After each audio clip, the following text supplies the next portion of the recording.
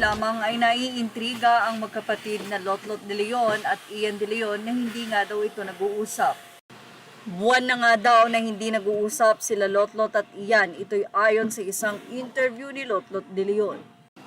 Ayon kay Lotlot, sa ngayon, iyon pa lang ang masasabi niya, ang hindi sila nag-uusap ilang buwan na.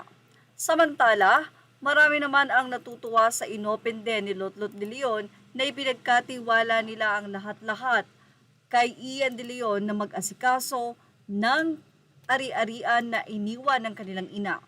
Mula sa isang show business Facebook, napakaganda ng kanyang sinabi. Ian de Leon, itinalagang tagapamahala ng mga naiwang ari-arian ni Nora Aunor. Ipinagkatiwala ni na Lotlot de Leon at ng kanyang mga kapatid kay Ian de Leon ang pamamahala sa mga naiwan ng kanilang ina, ang yumaong national artist Nora Aunor. Ayon sa mga ulat, si Ian ang aktibong nag-aasikaso sa mga ari-arian ng superstar, kabilang ang malalawak na lupain ng Niyugan at Palayan sa Iriga, Camarines Sur at isang lumang bahay na matagumpay na nabawi ni Nora bago siya pumanaw. Pinili ng magkakapatid na si Ian dahil siya ang may oras at kakayahang tutukan ng mga legal at praktikal na aspeto ng pamana. At isa rin siya sa malapit kay Ate Guy noong mga huling taon nito.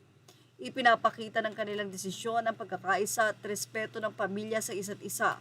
Sa halip na magkaroon ng alitan, nagkaisa silang protektahan ang pamana at legasiya ng superstar. Ayon sa mga malalapit sa pamilya, maingat, tahimik, ngunit epektibo si Ian sa pag-aasikaso ng mga dokumento at ari-arian.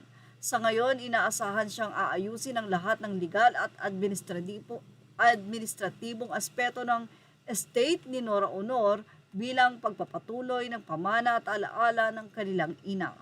Samantala, may napaka-sweet at nakakaantig naman na birthday message si Lotlot de Leon sa kanyang ama na si Christopher de Leon. Na bata pa lamang si Lotlot ay talaga namang ang kanyang ama ang madalas niyang makasama at talagang nag-alaga rito. Kaya naman super love ni Lotlot ang kanyang amang si Christopher. Sa kanyang naging mensahe sa kaarawan ng ama, sinabi niyang, "To my father who taught me knock-knock jokes, how to laugh through anything, and how a warm hug can fix almost everything. You'll always be my reason to smile and laugh at the corniest punchlines. P.S. My father is the total opposite of the kontrabida roles you see on TV. He's all heart. He's always been the funniest and the sweetest.